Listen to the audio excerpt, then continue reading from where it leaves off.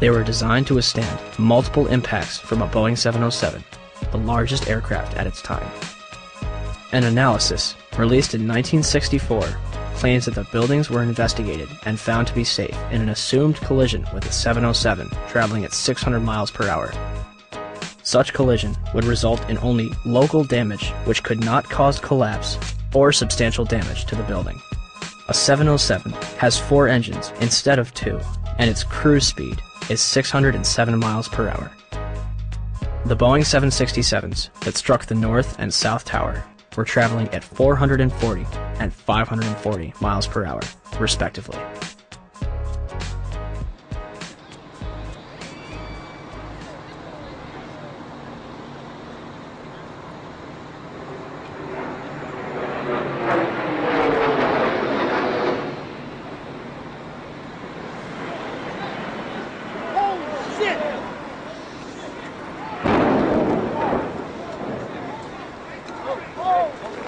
Breaking news on WCBS 880, right here, right now.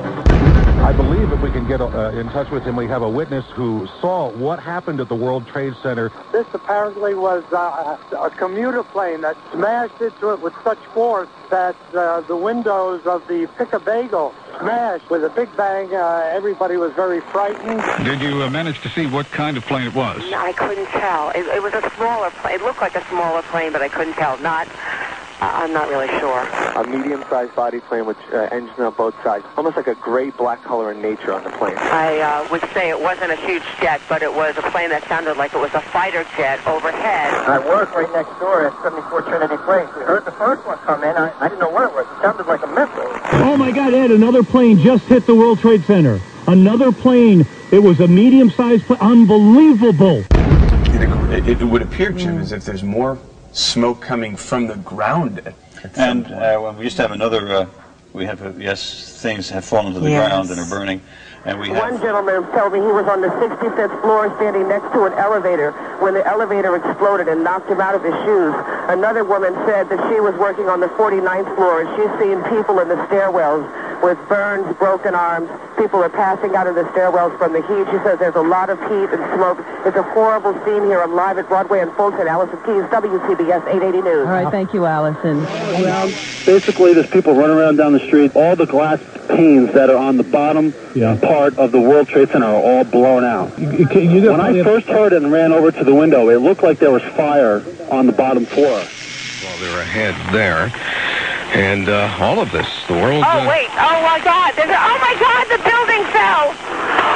Are you there? The building just fell. You said it sounded like the 4th of July. You heard a big explosion before the building fell? I saw it as it was happening, and it sounded as if you had 100 of those little black cat firecrackers and you lit them all off at once. That's what it sounded like. It sounded like the finale of the 4th of July over the East River. Oh my We just witnessed some kind of secondary follow-up explosion. 10 o'clock Eastern Time this morning, just collapsing on itself.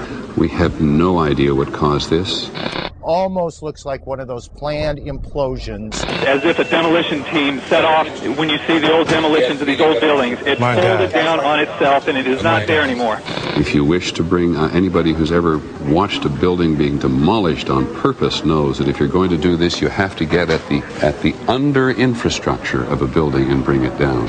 Right now, police have to determine is whether that explosion was caused from the initial impact of the plane or whether it was something that was exploded on the ground. Generally speaking, for a building to collapse in on itself like that, it would seem to indicate that there could have been an explosion, a bomb planted on the ground that would make the building collapse within itself. By that evening, eyewitnesses and experts alike were rushing to defend the official narrative of events, claiming that raging jet fuel fires melted the steel inside the Twin Towers. I saw this plane come out of nowhere and just ream right into the side of the Twin Tower, exploding through the other side.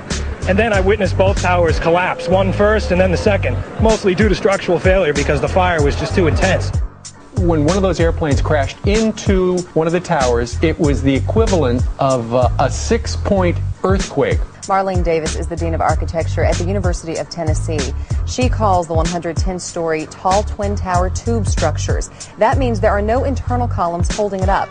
You know, when we saw this yesterday, people said, oh my goodness, there was a bomb on there. There must have been a bomb that collapsed. Must have been a bomb below. Right, that finished the job. Well, it turns out we heard from experts who said that, you know what, the fire on those floors, probably 1,500 degrees. Steel can only withstand so much because the steel structure that holds the building up was on the outside, and essentially the building started to melt and it gave way and it toppled. Engineers suspect the temperatures inside the crash areas could have quickly reached well over 1,000 degrees, perhaps approaching 2,000 degrees, beyond the melting point of any steel.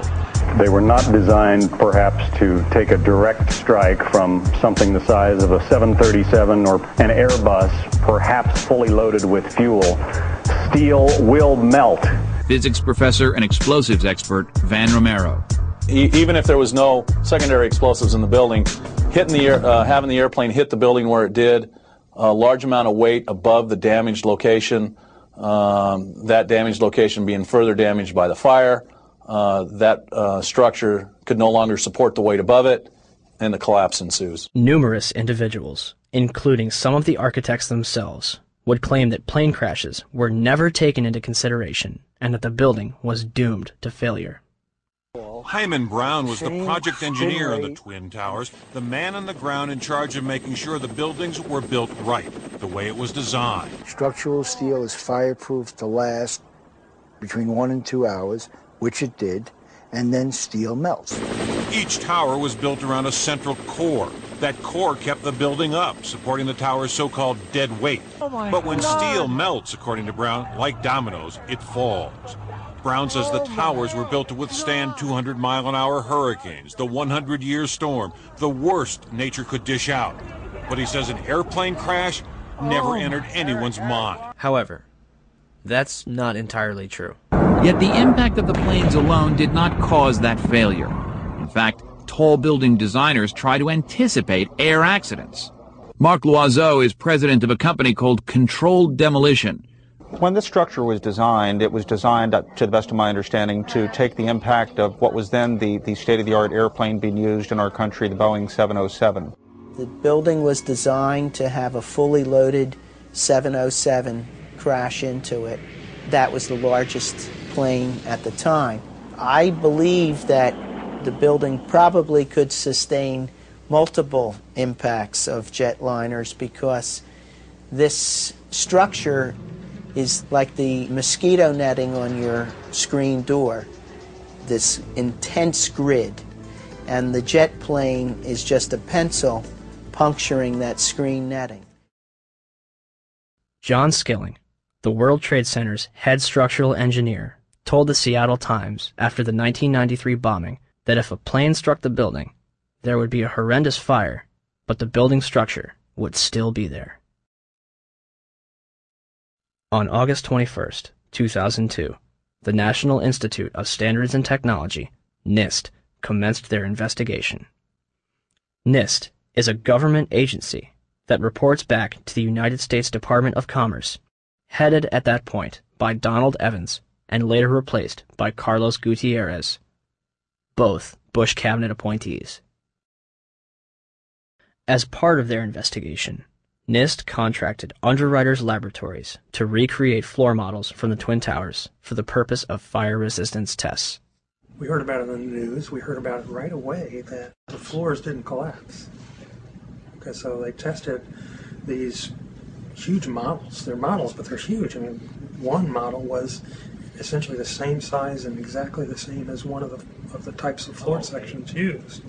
And they tested it according to ASTM E119. They exposed it to much longer fire and higher temperatures than we know were present in the World Trade Center. So right away there was a problem. And that's August of 2004.